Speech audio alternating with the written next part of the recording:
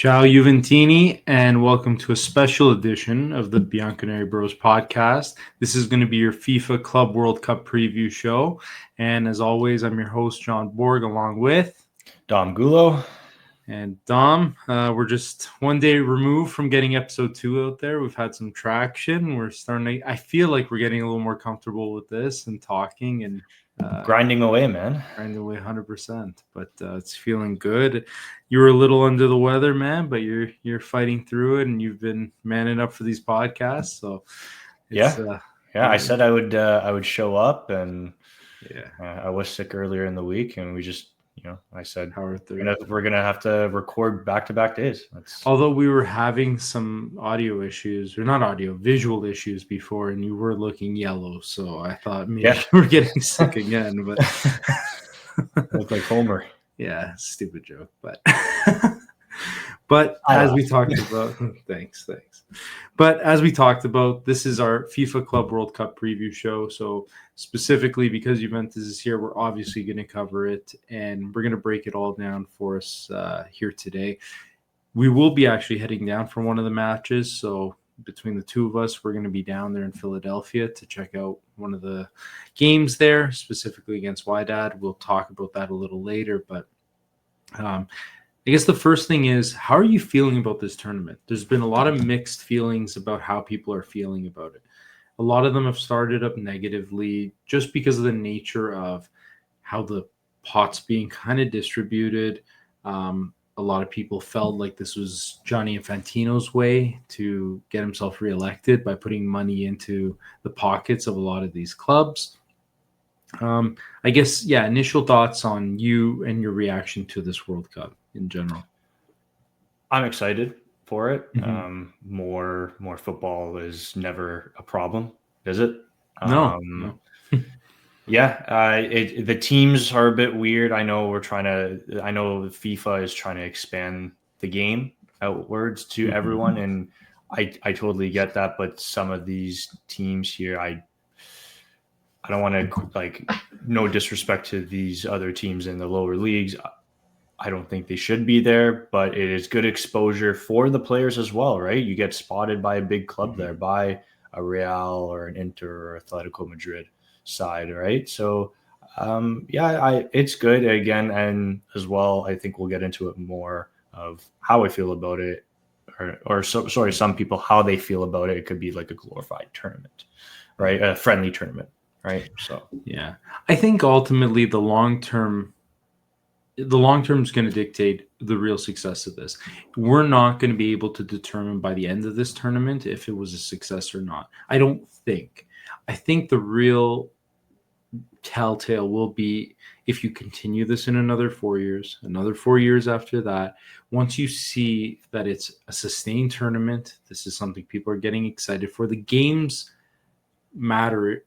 The games matter as far as the players. If the players are bought in, I think that will accelerate the process of people buying into it as a real tournament. But I don't think we're going to be able to really see after this and be able to, after this one tournament, and truly identify if it was a success or not. I think it's going to be more of a long-term play. Yeah, and it's also too, it's also as well, like the players that are being called up to this tournament. Are you going to see the starters? Or are you going to see more of the bench guys? And you definitely have to manage your squad efficiently that way. Exactly. We talked about it a bit in episode 2. It was a point that I was listening to an interview with Thomas Tuchel talking a little bit about it. He was on Talk Sport, just doing a bit of an interview about his work on the English national team. He spoke about the Club World Cup when asked, and he mentioned, if you ask the young kid in me, he'd be delighted because you're getting this tournament, you're getting to see most of these clubs around the world, but at the same time, it's probably a major disadvantage to a lot of these teams. And we'll talk about it from Juventus perspective, being a Juventus podcast. It's probably a bit of a disadvantage to them because this tournament's running middle of June to end of July, and then the season starts back up in August. Yeah, so they got a 3-week break? Depending on how far you go, maybe a month, depending on how far you go. And it may be a very big disadvantage. It may be an advantage to somebody like a Napoli who's trying to defend their title, having maybe a more tired Juventus squad, a more tired Inter squad.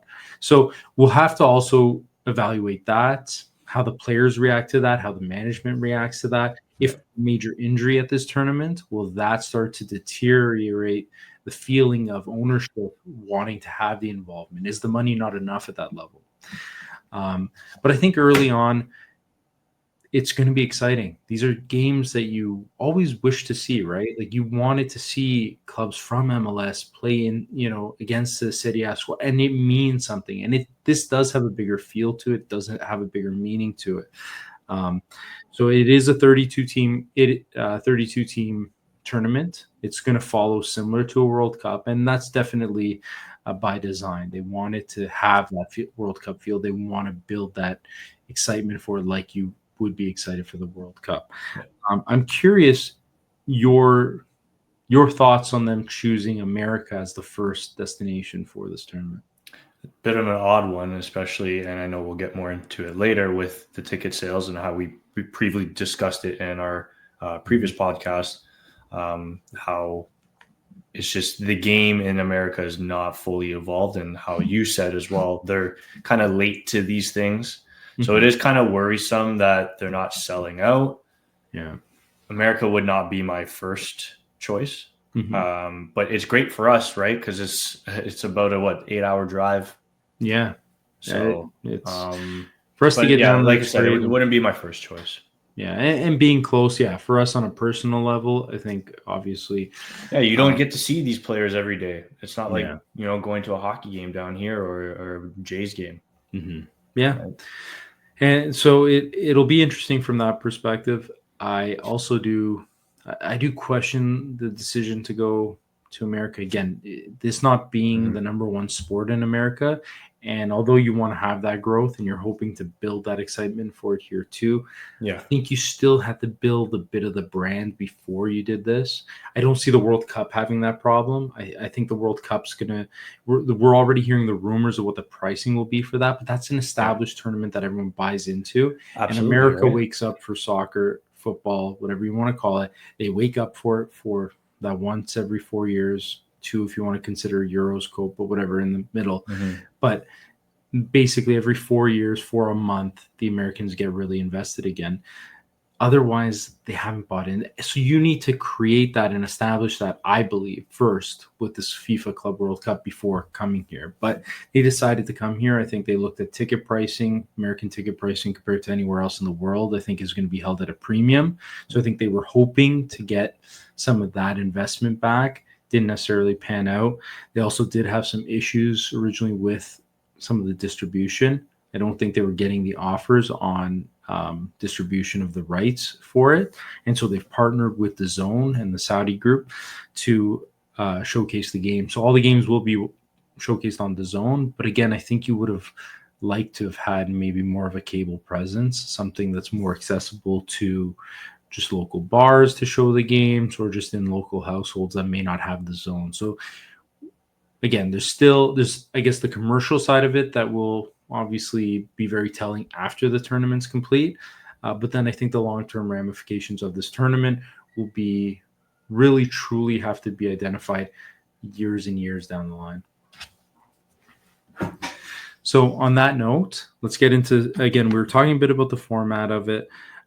Let's also go into, and we did allude to this as well in the first podcast, some of the transfer news. So there was an opening which allowed clubs to actually expand their opportunity to bring players in ahead of this tournament. So there was an opening in the window, which is now closed.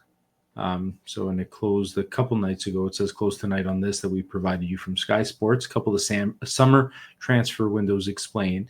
So it closed 7 p.m. ahead of the Club World Cup, which begins tomorrow, or today if you're listening to it when it drops this morning. What happened? They were trying their best to get as many of the big players in, and teams bought into this. Yeah. So one of the big ones I want to say is Real Madrid. Real Madrid brought in Trent Alexander-Arnold.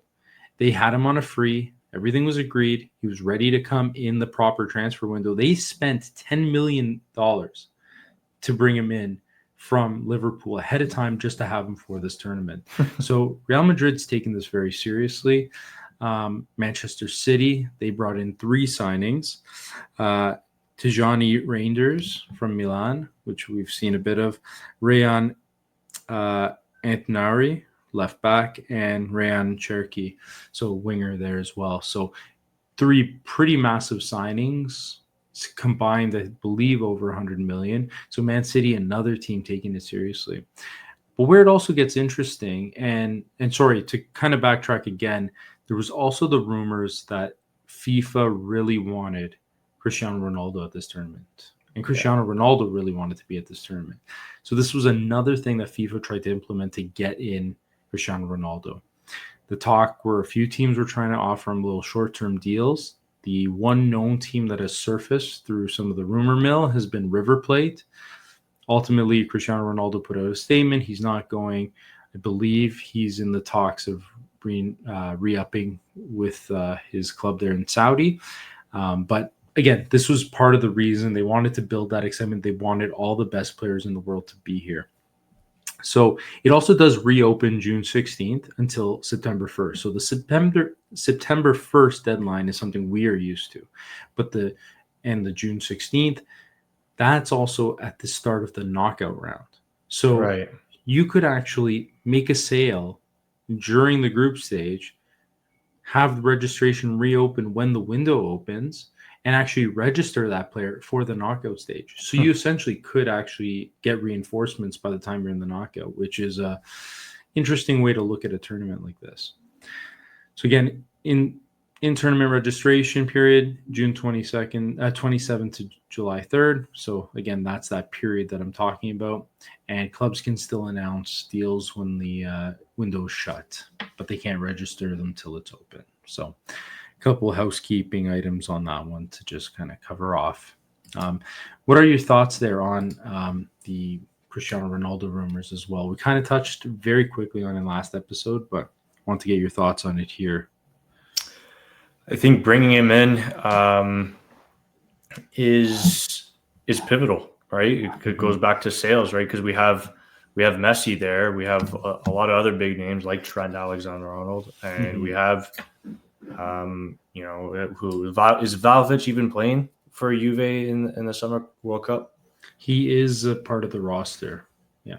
Okay. So if he plays, I don't know, but yeah. Yeah. So I think him being there is pivotal. But obviously he's not, and it sucks because him coming to America would be great, and that would draw in a lot of numbers too, especially for the smaller games. Yeah. 100%. And I guess on that point too, of the Man Cities of the world, the Real Madrids kind of loading up here and wanting to really put their foot down on this tournament. Is that surprising at all to you? Or, yourself as a fan, if you put yourself, let's talk about it with Juventus, I guess, how big is this tournament in your mind for the club? For Juventus? Yeah. I think it's pretty big. It's pretty important.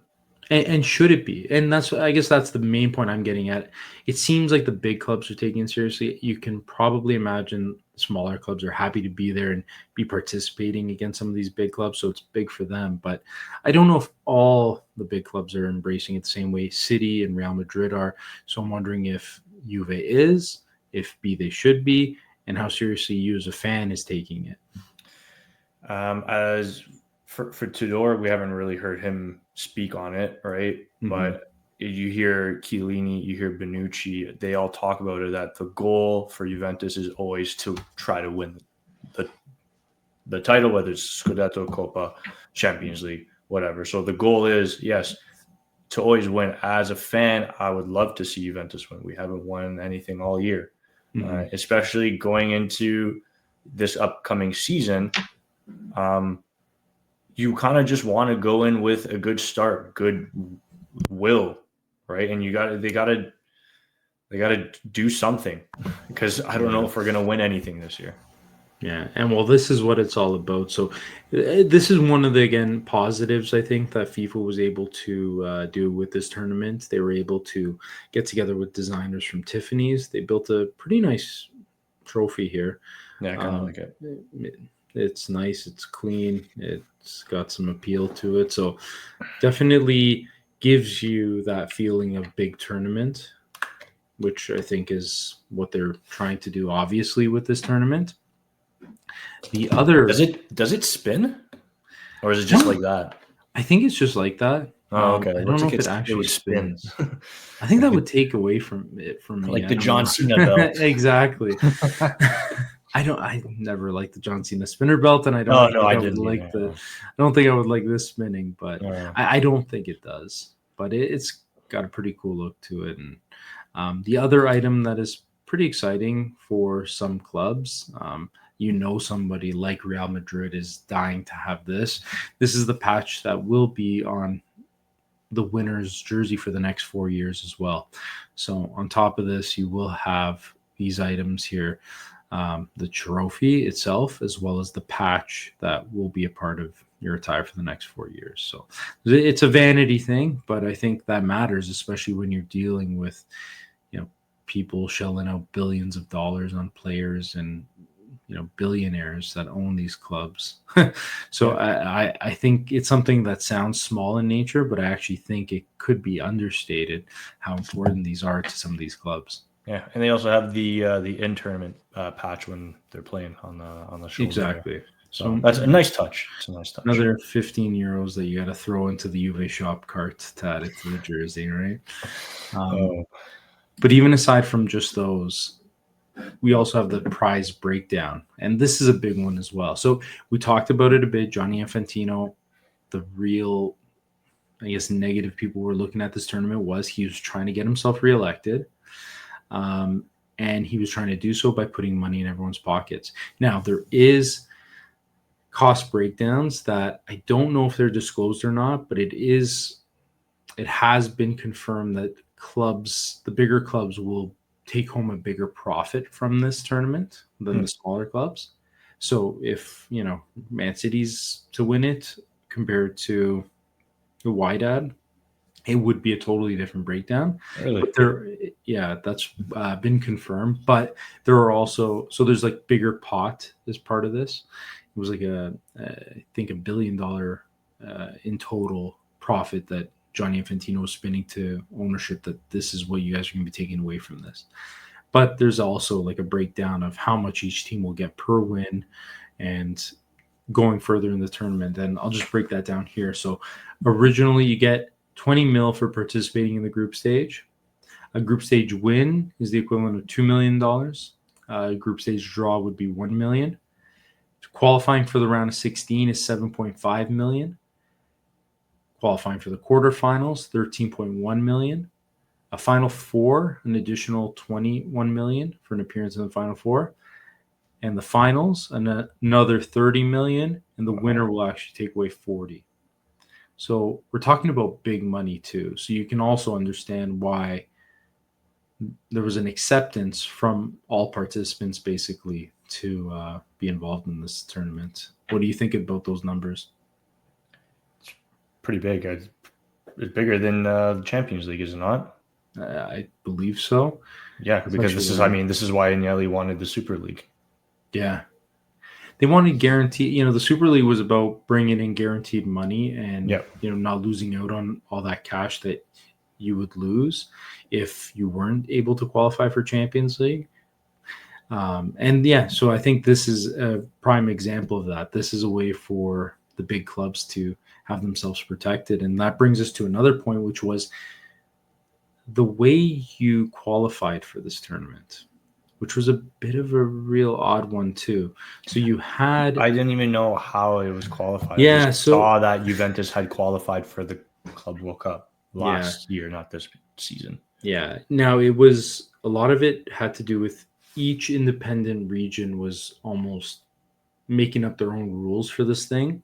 So it's really hard to keep track of. Yeah. And it was mostly the bigger clubs that were kind of shoehorned in. Like Inter Miami had no reason being here. They weren't one of the top MLS clubs. Right. But it being the finals being in Miami, a lot of the games there, Messi, Gianni Infantino was definitely going to put him in there. So absolutely, that's another big key to this whole thing, was that it was specific payout, and it was like, hey, we're bringing the top teams.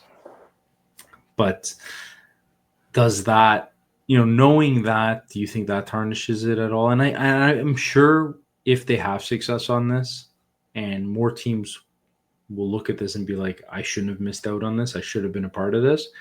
I'm curious to see if there are more regulations on qualification for this. I'm sure there will be. But does that diminish the tournament in any way to you? Does that change your feelings on it just because of the qualification? There wasn't really a qualification. It was almost, in a sense, up in the air. Yeah, I almost don't know how I feel about it. I mean, like, we all knew why Messi is there, and the whole way of qualifying is a weird one. I mean, because if you look at it, why isn't Napoli there? Why isn't Atalanta there? Teams like that.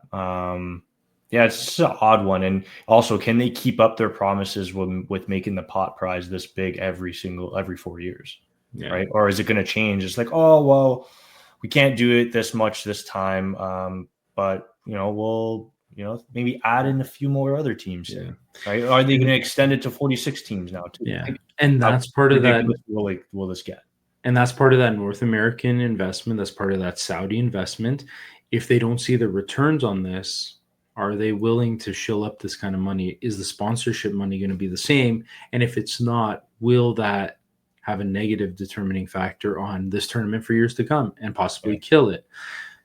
And how many people are going to watch this on DAZN? Or are they just going to stream it illegally? Right? Yeah. No, it's a lot of big questions, and I definitely don't think it's the type of reaction that they were hoping for to start this thing.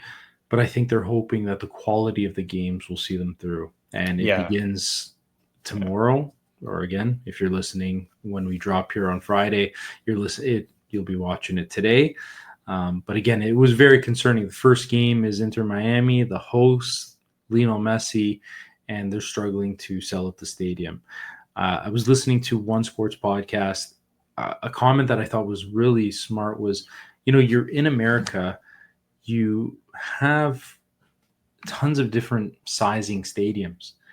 You didn't have to go for the big ones. You didn't have to be the Hard Rock. You could have had some smaller stadiums, make a more intimate event for certain games. I get it. Man City Juventus might be a big one. You want to keep it in Orlando at the Orlando Stadium there. Sure, I get it.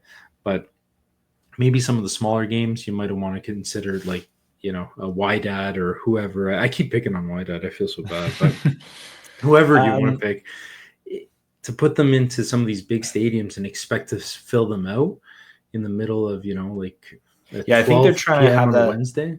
Yeah, I think they're trying to have that World Cup spectacle feel, right? Like, and especially the players going all out, like this is the actual like World Cup for their nation. Yeah. And I think that was a bit of a miss for them. Yeah. Now, it's going to be interesting. I like the fact that there's so many different teams from so many different countries and continents. And so from that, I think it's really exciting to see teams that you necessarily wouldn't ever see interact together in a game that had meaning to it. But it also brings, what will the quality of that be? So the group stage is going to be even more interesting because there's a bit more of that divide within the groups. How's that going to look? Mm-hmm. What are we going to see the quality of the games? And we're going to hit the ground running because as soon as these games start, there's going to be either positive buzz for it, or it could just be teams getting just bulldozed through. And again, it starts killing that momentum that they're trying to build for this tournament. Mm-hmm. But those are some of the facts there on the tournament. That's some of the format. Those are some of our thoughts, but I think this is a preview show. So I think we might as well just get into it and get into the real facts of, we'll do a breakdown here first. So I'll run through what the groups are. I'll go through my predictions and my picks.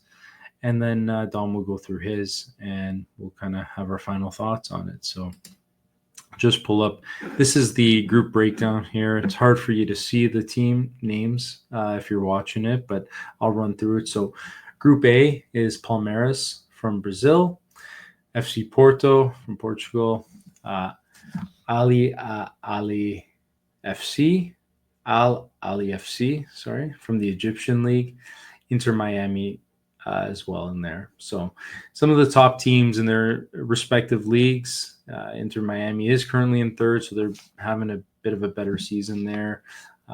Ali second in the Egyptian League. And the other thing to think about when we're talking about these are the fact that some teams are at the end of their season, some teams are just beginning their season, some are in the middle of their season. So there's also that's going to be a different thing at play here is how are those teams going to react? Are the teams in the middle of their season going to be so much more informed that they're going to pull up some early upsets?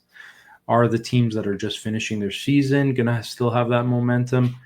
Or are the teams that, I know, again, talking about Wydad, they have a friendly being set up because they have not been playing. They're in their off season. So they have a friendly set up with a local Canadian team. A couple little things to help just get them into game action. So it'll be really interesting. And those are some of the things that we're going to have to also look out for as far as the form and the quality of match. Group B of Paris Saint-Germain, our Champions League winner, which another interesting point, and I want to get your take on this before I continue with Group B. Had PSG lost, let's say, to Arsenal, and Arsenal goes on and beats Inter, these groups were already predetermined. You had a possibility that you could have had this FIFA Club World Cup, and even Barcelona's not in this. So let's say Barcelona had even beat Inter, and then PSG or Arsenal, whatever. If Arsenal or Barcelona had got to the Champions League final and won, we could have had a Club World Cup without the Champions League winner in it. Weird, isn't that? Crazy. So again, I think that goes back to our point about there needs to be some sort of form or rules around qualification for this. But I think we also realized they just wanted to get this tournament out there. If you waited any longer, you hit a World Cup, so then you can't do it for another 2 years after that. And it's a cash cow, so they wanted to bring in that investment as well.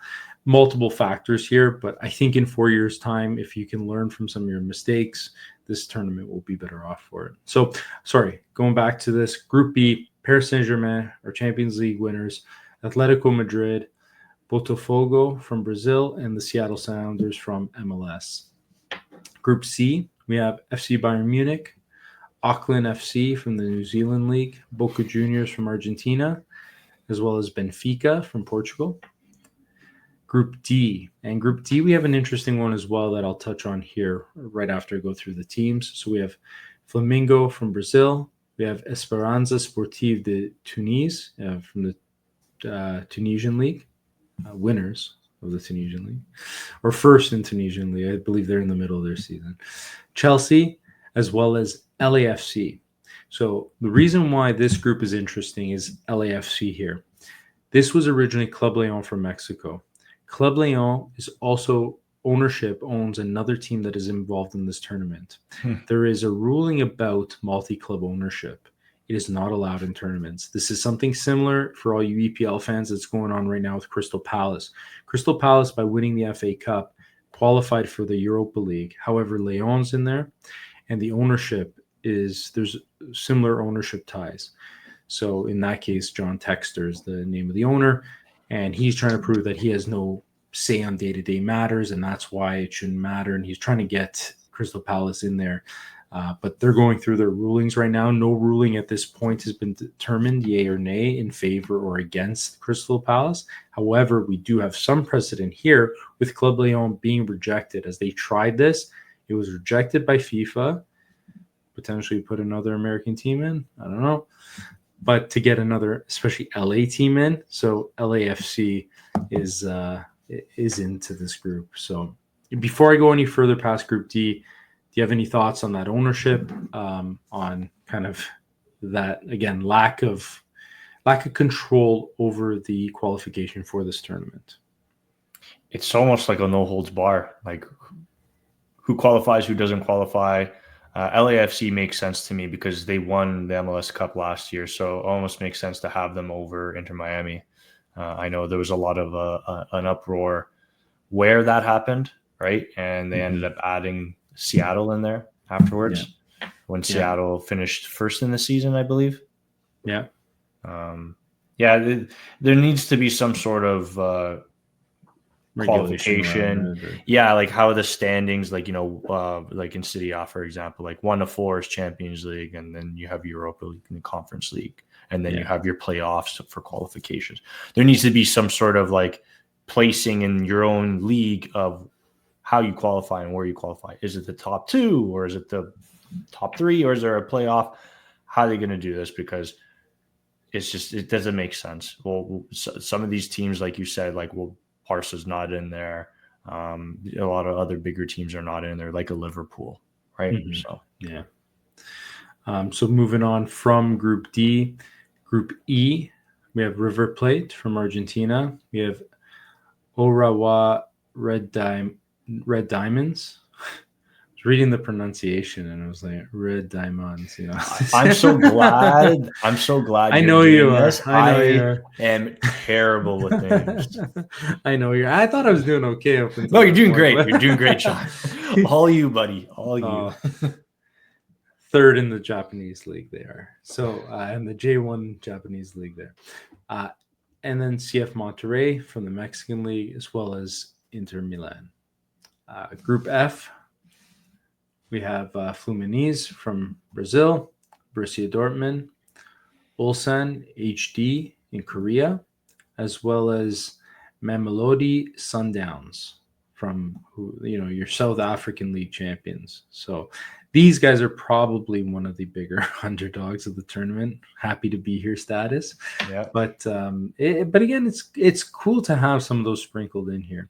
Yeah, like I said, there's going to be players that, it's like, well, hey, you know what? I kind of like this guy. There's big opportunities for some of these players on the smaller teams. Yeah, 100%. Group G, Manchester City, Wydad, however you want to say it, AC from the Moroccan League, Al Ain FC, and then Juventus, of course. And Group H, finally, we have Real Madrid, Al Hilal, CF Pachuca, and FC Salzburg from the Austrian League. So, initial thoughts there. Most of these groups seem pretty even. If you have to say so, you have your heavy favorites probably in each group. If I'm probably picking out a group of death, it's probably Juve's group, to be honest. I don't see any other group that has even that double quality like you do there. Group C. Yeah. I mean, Boca for sure, and could be pretty Benfica. Sneaky. Yeah, I think like between Boca and Benfica and Bayern, like, so you definitely have that top tier in Benfica and Bayern Munich, Then you got Boca and Benfica that are solid clubs. I don't know that they have the cachet like Man City, Juventus, but definitely it's between probably C and G. Yeah. For sure. I would put D behind them too as well. LAFC, if they have a good tournament, I could see that happening. Yeah, I mean, potentially, but then you also have Esperanza Sportive de Tunis. I don't know that. Spoiler alert for. I'm kind of rating Flamengo there. Yeah, we call a shout out to Danilo and Alexandro, right? Yeah. So it'll be very interesting. It'll be interesting to see also. Again, we talked about it, squad rotation. How are you focusing on this? The season's done. You're also focusing for next season. Are you going to rest your starters against Esperanza, Wydad, against, you name it. So we'll see how the squad management, especially in the group stage, goes, because I assume there's going to be a lot of rotation. But those were the groups. And I know we're pretty anxious to get into it. So I think we'll just go into our group breakdown. I'll talk about my kind of first winners here from the group. So my breakdown of Group A, I have, spoiler alert, Palmeiras is actually winning this one. I have Inter Miami coming second, FC Porto, and then Al Ali FC. I don't know why that's become difficult for me. Group. So I think what we'll do here, I'll go through my first four, then we'll go over to yours, and then we'll kind of break down what our thoughts are on it. So I'll just talk about them quickly. Group B, Paris Saint-Germain first, Atletico Madrid, Botafogo, and then Seattle Sounders. Group C, I have Bayern winning the group. I have Boca Juniors actually finishing second and coming out of that group. Benfica finishing third, and then Auckland FC coming fourth. And then in Group D, I have Chelsea winning the group. I have LAFC actually coming third in that group, and Flamengo I have second, and Esperanza coming fourth. So before I talk about it, we'll go into yours, and we'll see. Almost similar, I would say. Okay. You want to break these ones down? Except for Group A. My Group A is totally different from yours. Oh, yeah. So I got FC Porto, I got Inter Miami, Palmeiras in third, and Al Hilal in fourth. Yeah. Is that how I say it? Al Ali FC. It's Okay. like Al Ali FC. There you go. We got PSG in first, Atletico in second, and Seattle third, and Botafogo. Botafogo. Yeah, my glasses here. Sorry. All good. And in Group C, you have FC Bayern, Benfica, Boca Juniors, Auckland FC. Group D, you have Flamengo, Chelsea, LAFC, and then Esperanza. Yeah. So I think it's more my bias with putting Chelsea in second there. Well, let's go through. So Group A, I think. So we had that one. That one's the biggest change for us, right? Yeah. I think from my perspective, I saw a lot of. I saw bits of the Portuguese league. I followed it just because of my friend who is a Sporting fan, and shout out to him who was listening to our last episode there and was happy I called him out for my Gyökeres talk. But FC Porto, they have been a little disappointing in league form. They weren't there at the end of the season with Benfica and Sporting for the top title. I think they're kind of limping into this tournament. Part of me has the buy. We're kind of talking offline with this. Is FIFA going to do everything in their power to get Inter Miami into this round of 16? Yeah, we did talk about that. Put our tinfoil hats on, but part of me just believes they make it in, whether that's because they actually play well or whether that's because... Especially with the tournament being in Inter Miami, parts of it, right? Yeah. So that's I believe they'll just qualify. How they qualify, I don't know. We'll see. The games are yet to be played. Yeah. But Palmeiras, I think they'll be a bit of an underdog here. I think they'll surprise some teams. There's always those surprise teams. Yeah. Trying to find that too, and especially in a tournament like this where teams are some in form, like we talked about, some at the end, tired, some not even starting and just not prepared for this. It's gonna showcase some changes and some results that maybe look a little crazier than we first expect. So then Paris Saint-Germain, Atletico, Botafogo, Seattle. I think we had that one exactly. I think I had Seattle third and Botafogo. Oh, sorry, yes. Fourth. Yeah. So we had those ones flip. I just feel like PSG is just going to try to go for it. Yeah. I mean, I guess you call it a quadruple. Well, you know what? And they were pretty well rested going into that Champions League final. Like they had a lot of rotation because of the depth. I know a lot of people talk about, well, you lost Mbappe and look how they transformed the team. They did, but they also spent that money and brought in a lot of depth, a lot of really good players. They may not have the name of Mbappe, but they're quality, and you saw it, and that's what willed them to Champions League victory. But I also think they weren't so taxed during the season, and that's what gave them the edge as it came later in Champions League. And I think that'll be a determining factor in them going pretty far in this tournament. Yeah, I mean, winning the league in March certainly helps, right? Well, exactly. Group C, we both had Bayern Munich winning the group. We had it flipped on Benfica and Boca Juniors here. Yeah. So you believe a lot more in Benfica, and I know you have some close ties to that. Yeah, my brother-in-law and my fiance. So Benfica fans. Any intel there? Any intel to sway you? Maybe you'll make me change my mind here. What's? No, I think they're a good team. I like them. They competed this year for first against Sporting. I know it came down to the wire for them too, and they played in the final against Sporting for the Portugal Cup, the Coppa Italia, I guess if you want to call it. No, I like Benfica. They're a tough team. They're rough. They press you. They make the dirty tackle when they need to. And they make you feel uncomfortable. I like them. I think they'll do pretty well this tournament. I don't know. I don't think they'll win it, but I think they'll make it out of the group. Yeah, so I have a buddy of mine, again, more disclosure, I'm relying on some, I guess, my friends here. He's going down for this tournament, big Argentinian. Okay. His favorite team's Boca Juniors. He bleeds it. He's tattoos of them. His car is all decked out in Boca Juniors. So I get a bit of intel from him as well. But I also think this kind of tournament suits them. I think being in these conditions, they play with a bit of that edge. Yeah. Another thing that we aren't talking, I think, enough about is also how is this going to be officiated? You have all these teams coming from different ways of officiating. You have MLS, which is officiated one way, terrible officiating.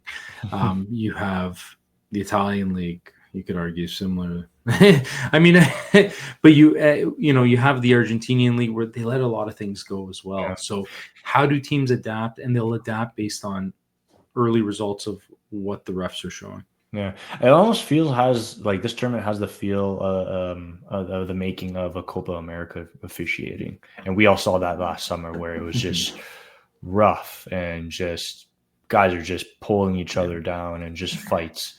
And that could favor. I have a feeling that it's going to be like teams. That. And that's going to favor, I think, some of these teams that are trying to punch up in weight against the big boys. Yeah. Group D, we had it flipped on Chelsea and Flamingo here.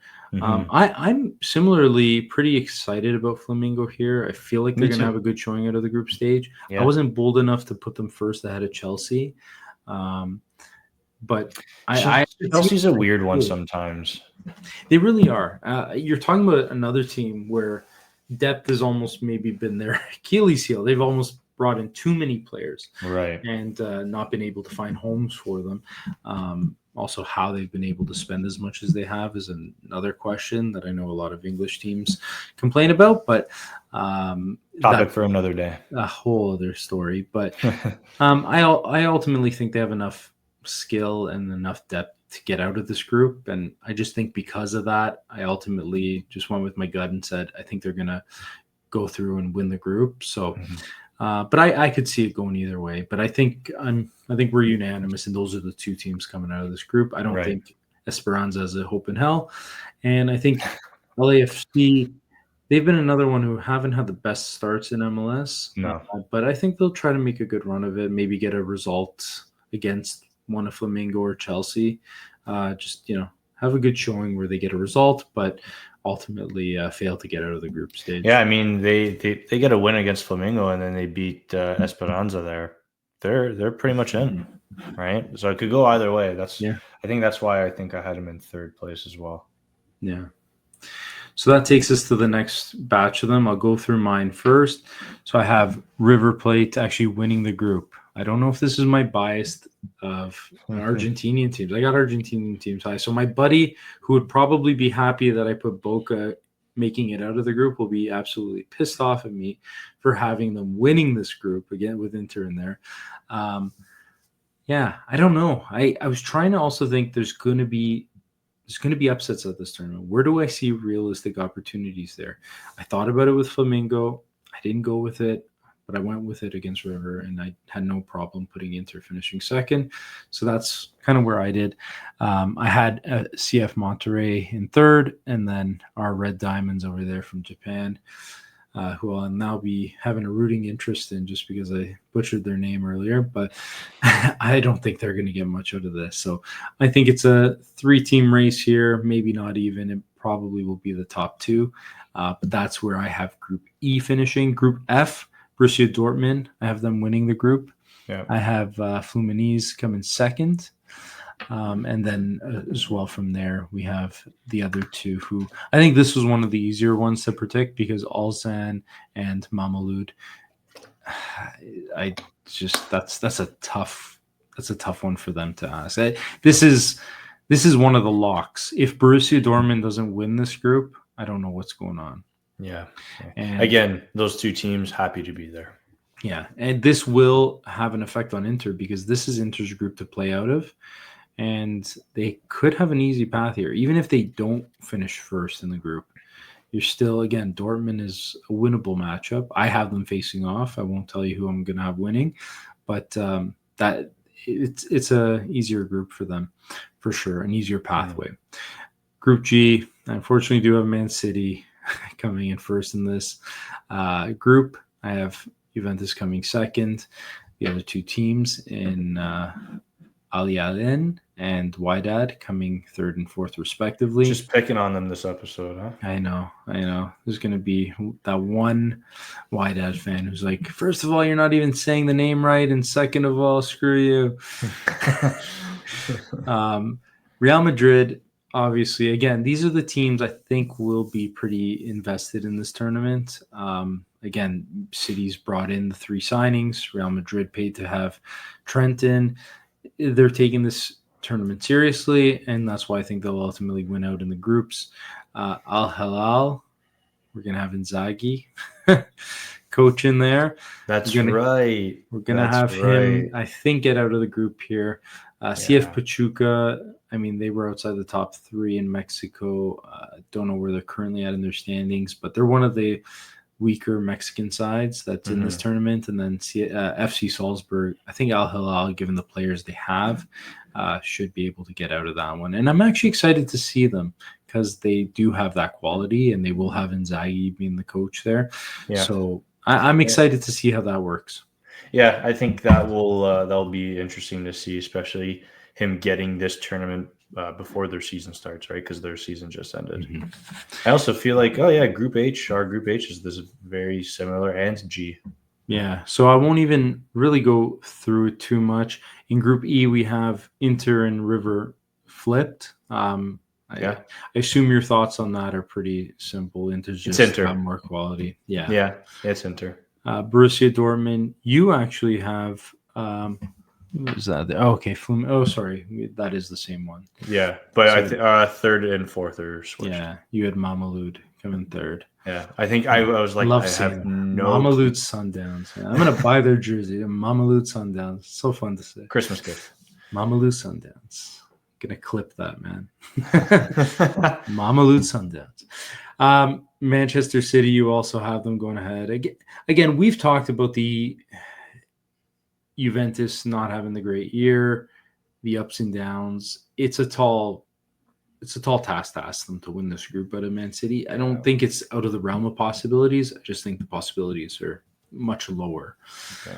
Honestly, man, if they screw us and lose, and I'm talking about Juventus, the other 2 games, and just finish, I'm sorry to put that out there in the universe. I just thought I don't want to say it, but it's a possibility. It's not a zero. It's not a zero possibility. I know it's a possibility. So, anyways, you were. Let's be positive. Let's be a bit positive. Yes. Let's.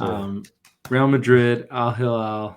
Again, so you had similar breakdown there. You had Salzburg in third and Pachuca in fourth. So we had a similar breakdown there. Yeah, very similar. I guess thoughts on the matches. I think some interesting big powerhouse ones. Obviously, Juventus and Man City and Orlando. That's a great one.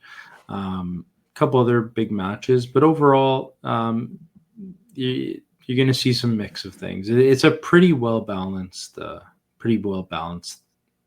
group stage. Yeah.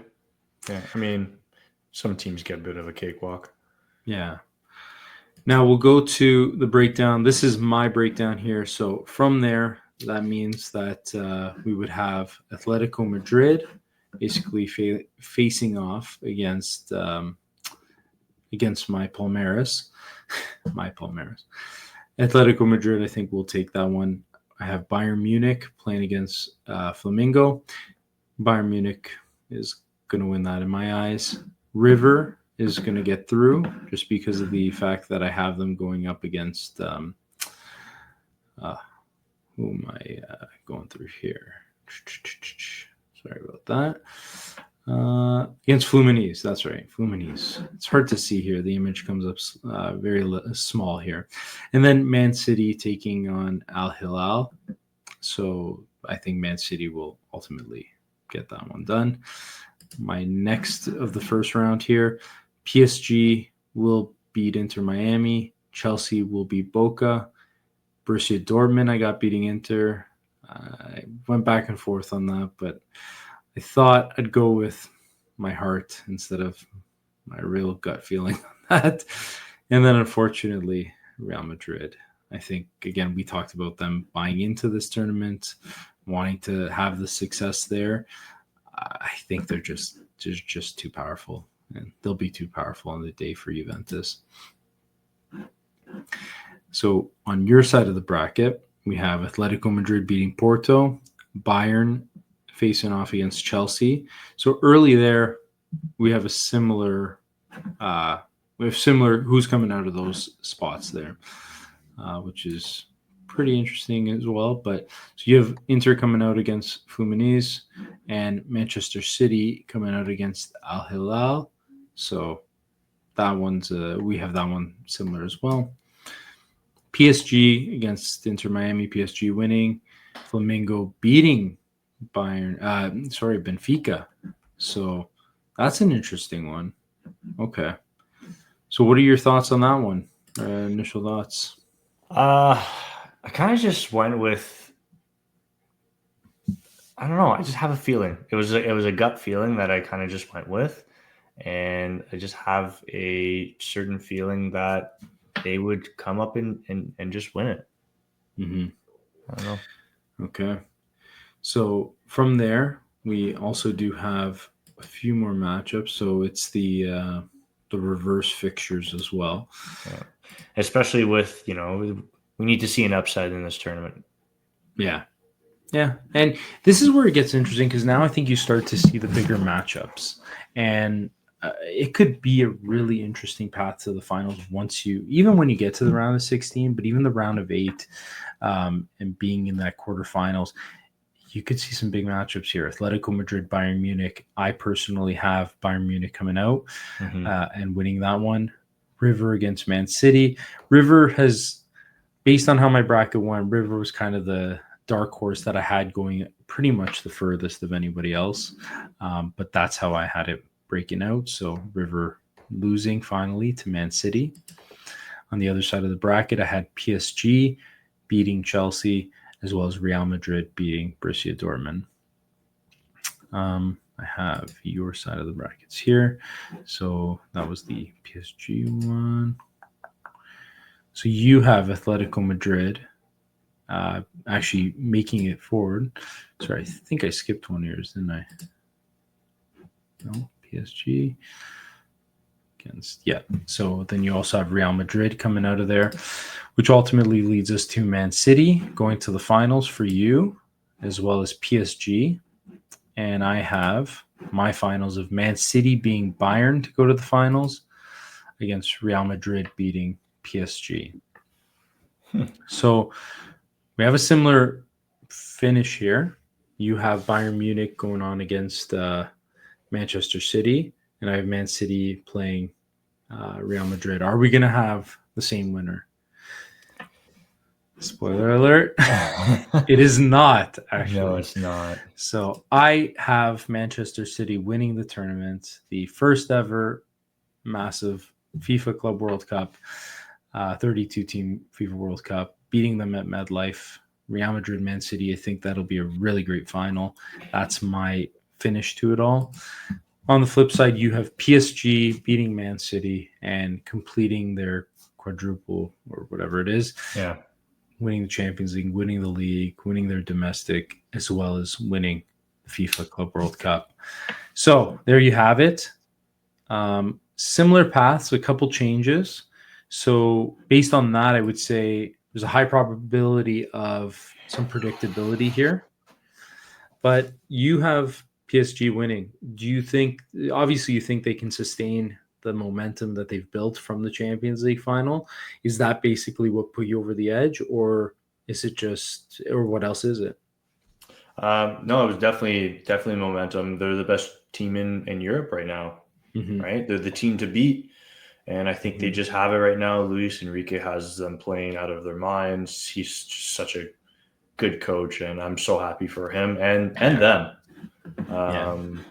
Yeah, I think I know why you picked City, and I mean, I'm gonna have my little tinfoil hat on here too. When they first announced this tournament, I said too, I'm like, wow, this pot is specifically large, Mm-hmm.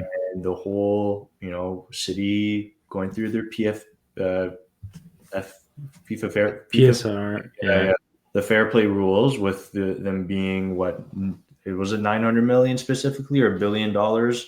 It just coincides. It's just yeah, I totally get it, but I think the football in me, I don't want to believe that, but I mean, I could totally see where you're going with it. And, yeah. I mean, I didn't shy away from saying that when it first got announced. I said to friends of mine at work, I said, this tournament is for City. Mm-hmm. So. I did think about that. It was something that was obviously in the back of my head. But I will say it wasn't my ultimate decision here. I think there were a couple factors at play. I think if you look at their side of the bracket, you got Borussia Dortmund, Inter, Juve, maybe not the strongest of quality compared to the other side of it. Mm-hmm. I also think the Saudi ownership there, or the oil tycoon, whatever the Man City ownership there, I don't think they took very kindly to not coming away with anything this year. In spite of the fact they've won back-to-back Premier Leagues, they've been on top. They've just coming off of winning Champions League just 2 years ago, I believe it was now. I don't think coming home empty-handed was not acceptable for them. Yeah. They brought in 3 pretty significant signings, didn't have a proper left back. Now that you have Antonorian, you can actually move Garvidal back to center instead of playing him on the wing. You have a natural left back. You fixed a couple of these problems you had, and you spent like $100 million to do it. So you're clearly taking this tournament serious. There's clearly an incentive to win here. Pep's a good manager. This is a good Man City team. They had a rough year, yes, but I think this is their way to reset, and I think they will do it because of that reset and because of a bit of that pressure to win and losing not being accepted there. Yeah, I agree. Yeah, so it'll be interesting regardless. It's a really cool tournament. I think if we are able to look past everything that went into why this is here, because I think there's some shady dealings, some shady, going on in the background to get us to where we are here, starting at the front with the man, Gianni Infantino. But the result of which can be something lovely. This is a beautiful surprise out of maybe something that was a little suspect. And that's that we're going to get this month-long tournament, World Cup style, with club teams where there's actual money on the line and an actual care. And I'm excited to see that. So again, the fan in me, I just want to watch as much soccer as possible, football, whatever you want to call it. And this is an opportunity to see that and to see teams from different levels in a major tournament that means something compete. How they buy in, that'll again be something that we'll have to look at. And this will be something that will be studied for years to come. And again, I truly believe the success of this won't truly be acknowledged till the second, the third one. If it sustains itself, if it continues to happen, you need to build on that momentum. Even if this one isn't as successful as you wanted it to be, you have to continue that, build more of these regulations around qualification into it, which we've mentioned a few times. And from there, you'll see some more success. Otherwise, it's going to fall to the wayside like some of the other tournaments that have been proposed. But these exhibition tournaments that you usually have around this time, you go on these little tours and you have these games where nobody's trying. This is much better than that. And you're going to have teams trying. Definitely gives you some sort of incentive, right? Yeah. I mean, like the parallel I would like to make here is the Four Nations Cup in hockey, right? Yeah. Or would you rather have that or an All-Star game? And everyone thought that the Four Nations Cup was gonna be like a glorified All-Star tournament, Yeah. and it was probably one of the best hockey games we've seen. Mm-hmm. So It hopefully meant it this had year. so much at stake, and that's a Yeah. great point. I purposely left out some of these points because I didn't know how political we wanted to get on here, and this isn't a political, platform for us right now. Right. We're just sticking to the game, but the backdrop to this is there's a lot of unrest in the States. And it's going to be interesting to see because now you're trying to bring the world together, but at the same time, in your current state, it doesn't feel like there's a togetherness going on there. No. So how is that going to work? Is that going to make these games feel so much bigger to some of these Mexican countries, some of these other countries that are Canadians aren't in it, but anybody that's kind of close by, is it going to have that feel, to your point, like the Four Nations did, where the game means so much more because of the political landscape as well? Right. And that we won't even start to see until the first few games go on, what we see securities like, if there's any, hopefully not any incidents that happen during the tournament or leading up to the tournament or after the tournament. So it'll be something to watch out for. But I think your point is 100% on the nose there about the Four Nations and its success, and this has an ability to replicate it. But it'll come down to the play and the players' care. If the players care, you'll be able to see that through the zone, and you'll be able to have something that's sustainable for years to come, and something that feels like it matters to everyone else. If it doesn't matter to the players, people will see through that, and it just won't matter to them. Yeah. And I also wanted to touch back on what we were talking about at the beginning with fans in America not really buying in on this tournament. And I don't even think they fully know or are aware of this tournament. Like, my dad doesn't know anything about this tournament. I have friends at work who are big soccer fans or football fans, whatever you want to call it. We're rarely discussing this at work. We discussed it when it first came out because it was big news, but the tournament starts tomorrow, and there's no like that World Cup hype to it. And to me, that's a bit concerning. Yeah. And I think that's a lot of that comes down to the timing of it as well. Yeah. Whereas I think in the World Cup, you had so much separation from the actual season. The season the World Cup starts a bit later, ends a bit later. So you had that time to build up to it. Whereas here, we're coming out of the Champions League final only, like 3 weeks? 2 weeks. Yeah. And now we're going right into this tournament. So it's quick turnaround time. It's just, boom, boom, boom. Yeah. And from that perspective, I think it's been harder to build up because of that. But I think you're right. The marketing for it hasn't been very good. And they, at this point, have to be, because the tournament is now starting. The only hope is that the quality of the games attracts people in, and the care of the players, because you've already fumbled the marketing on it. So now's your chance to have the players kind of lift you up from where your faults were there. But we kept it to a cool 1 hour on this one, which is pretty good. I think we got through quite a bit there. I think we nailed a lot of the points here.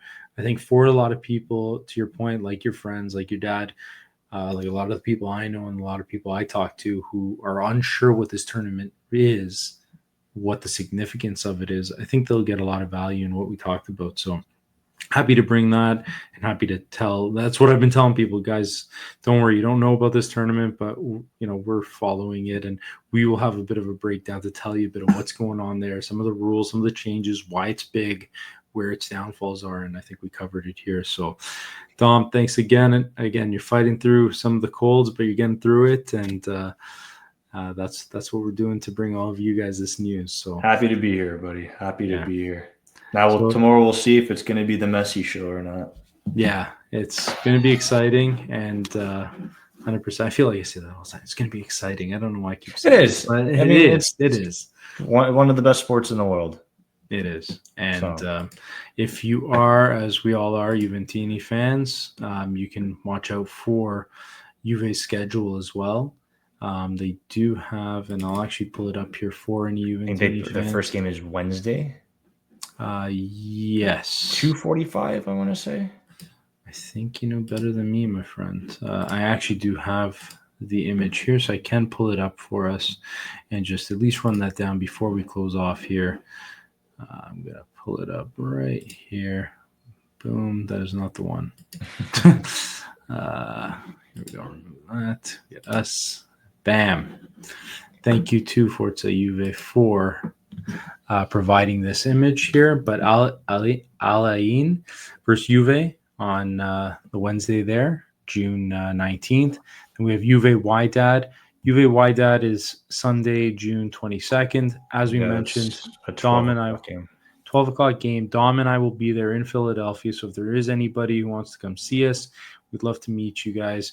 There are some Juventus festivities going on that day as well at the Xfinity Bar right across street, from the stadium. There is a big Juventus gathering. They just had one in Toronto today, actually. They are bringing this tour around North America, bringing some promotion to the club, as well as getting groups together. So that's at 9 a.m. at the Xfinity Bar if you're interested. We will be there, and then going to the game and enjoying that. And then the big match of the group stage, Manchester City, Juventus in Orlando, June 26th. That'll be a massive one to watch. We will be watching, and we'll be providing you our breakdowns and our initial reactions to some of these games as well. So things to look out for, Juventini. That's your schedule. Rest of the schedules you can find online. All the games, as we talked about, will be on the Zone.